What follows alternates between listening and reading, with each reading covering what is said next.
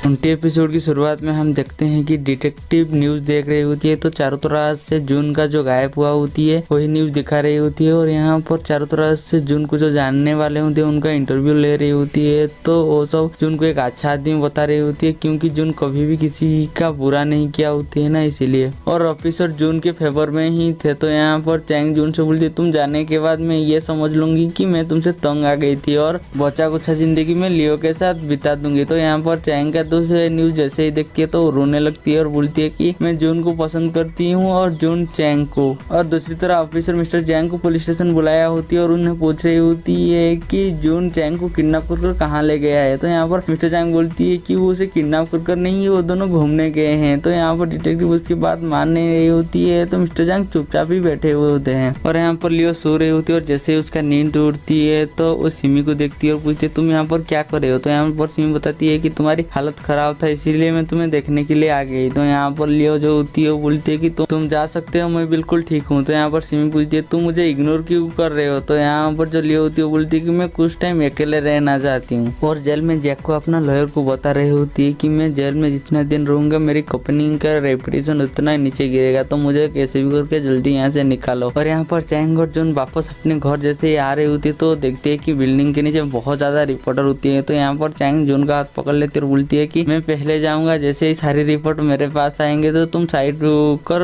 Apartment में चला जाना। तो यहाँ पर जो चैंग होती है वो पहले जाती है, तो चारों तरफ से रिपोर्टर उसके पास भागते हुए आती है और वो सारी जून की बात ही पूछते। तो यहाँ पर जून भी जो होती है बाहर आ जाती है, तो चैंग को छूटकर सारी रिपोर्टर जून के पास आ जाती है। तो चैंग भी जून के पास आती है और इस टाइम पर डिटेक्टिव आ जाती है, चैंग का किडनैप करने के लिए उसे अरेस्ट कर देती है। तो चैंग उसे रुकती है और बोलती है कि ये मुझे कोई किडनैप नहीं किया था, मैं अपनी मर्जी पर गई थी और वो मेरी मंगेतर है। फिर भी डिटेक्टिव जून को पुलिस स्टेशन ले जाती है, तो चैंग भी उसके पीछे पीछे जाती है और यहाँ पर जून को पूछताछ करने के लिए ले जाती है। तो डिटेक्टिव उसे पूछती है कि तुम्हारी ये अनोखी पावर तुम्हें कहाँ से मिला। तो यहाँ पर जून बोलती है कि ना तो मैंने कुछ इलीगल काम किया है, ना मैंने किसी को नुकसान पहुंचाया है, तो आप मुझे यूं ही अरेस्ट नहीं कर सकते। तो यहाँ पर जो ऑफिसर होती है फिर भी उसे उसी बारे में पूछ रही होती है। तो यहाँ पर और एक ऑफिसर आ जाती है और उसे बताती है कि मैं उसे पहले ही पूछताछ कर चुकी हूँ और इसका सारी इन्फॉर्मेशन मेरे पास है, अगर मुझे तुम्हारी जरूरत पड़ेगी तो मैं तुम्हें बुला लूंगा और एक केस को मुझे हैंड ओवर कर दो। तो यहाँ पर वो ऑफिसर मान जाती है और दूसरा ऑफिसर को हैंड ओवर कर देती है और वो ऑफिसर चैंग और जून को लेकर अपने स्टेशन में चला जाती है और उसे पूछताछ कर रही होती है कि तुम्हें पता है वो प्लेट तुमने तोड़ दिया कितना महंगा है और तुमने चैंग को भी ऑपरेट किया। तो यहाँ पर डिटेक्टिव उसे समझाती है कि वो इमरजेंसी है। तो यहाँ पर उन दोनों डिस्कस करने के बाद उसे बोलती है कि तुम जाकर सिर्फ प्लेट का बिल भर दो, उसके बाद तुम्हारे ऊपर और कोई भी चार्ज नहीं लगेगा। तो उसके बाद डिटेक्टिव जून से पूछती है तुमने ऐसा जानबूझकर क्यों किया। तो यहाँ पर जून को तो कुछ भी समझ में नहीं आता, तो डिटेक्टिव उसे वही पेन दिखाती है। तो यहाँ पर जून कुछ समय तो शांत रहती है और उसके बाद बोलती है आप भी जिंदगी में किसी को ना किसी को प्यार करते हो और उसको प्रोटेक्ट करने के लिए आप कुछ भी कर सकते हो। तो यहाँ पर डिटेक्टिव समझ जाते हैं कि ये सब उसने चैंग के लिए ही किया हुआ था। जैसे ही पूछताछ खत्म होती है तो जून बाहर आ जाती है और चैंग के साथ घर जाने के लिए निकल जाती है। और दूसरी तरह चैंग की मां जो होती है बिल्डिंग की सिक्योरिटी को कॉल कर बोल रही होती है कि तुम्हारे बिना चैंग और जून घर में आ नहीं पाएंगे, तो तुम देख लेना। तो यहाँ पर बिल्डिंग की सिक्योरिटी बोल रही थी कि यहाँ पर इतना मीडिया वाला है कि मुझे भी ये सब नामुमकिन लग रहा था। तो यहाँ पर जैसे ही वो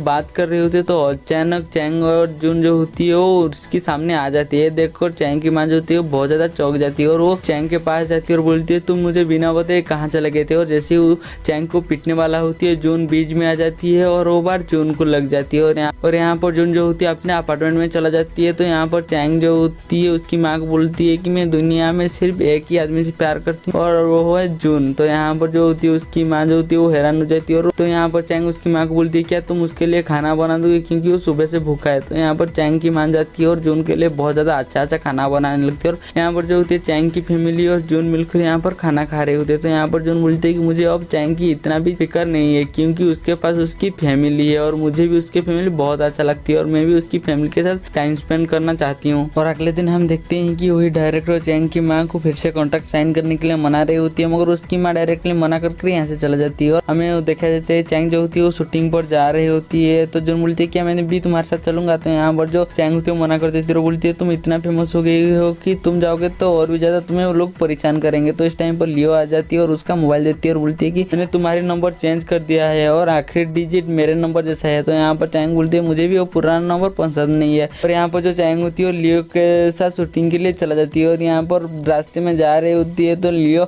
चैंग चैंग को माफी मांगती है उसके भाई के लिए। तो यहाँ पर चैंग बोलती है ये सब बोलने की कोई जरूरत नहीं है, वो बीत चुका है तो बीत चुका है, मैं उस बारे में कुछ सोचना नहीं चाहती। मैं शूटिंग पर इसलिए जा रही हूँ क्योंकि मैं अपना ध्यान कहीं और लगाना चाहती हूँ बोलती है, और वो शूटिंग पर चले जाते हैं। और यहाँ पर चैंग की माँ जून को बुलाया होती है बात करने के लिए और उसे पूछती है क्या तुम सच में एक एलियन हो, और बोलती है मुझे ये सब योग ने बताया था तो मुझे तो पहले सब मजाक लगा। मगर यहाँ पर जो जून होती है वो बोल देती है कि मैं सच में एक एलियन हूँ। तो यहाँ पर चैंग की माँ फिर भी बिलीव नहीं करती, मगर वो जून बार बार कहने पे वो थोड़ा सा तो बिलीव कर ही लेती है। उसके बाद जून अपने घर में आ जाती है और यहाँ पर वो हाथ धो रही होती तो देखती कि उसकी नाक से खून बह रही है, और उसके बाद वो सब साफ करके जैसे वो बेड के पास जाती है यहीं पर वो बेहोश हो जाती है। और कुछ समय के बाद चैंग उसके रूम में आती है, पहले तो डोर लॉक करती है मगर जैसे ही जून नहीं खुलता तो पासवर्ड डालकर अंदर आ जाती है। वो देखती है कि जून लेटा हुआ होती है तो उसे वो बुलाती है मगर वो सुनता नहीं, और उसके पास जाती है और उसकी धड़कन चेक करती है और वो रोने लगती है। और कुछ समय के बाद जून को भी होश आ जाती है और वो चैंग को गले लगा लेती है। जैसे ही चैंग को गला लगा लेती है तो चैंग जैसे पता चलती है कि जून को होश आ गया तो वो थोड़ा सा रिलैक्स फील करती है। और जैसे ही जून उठती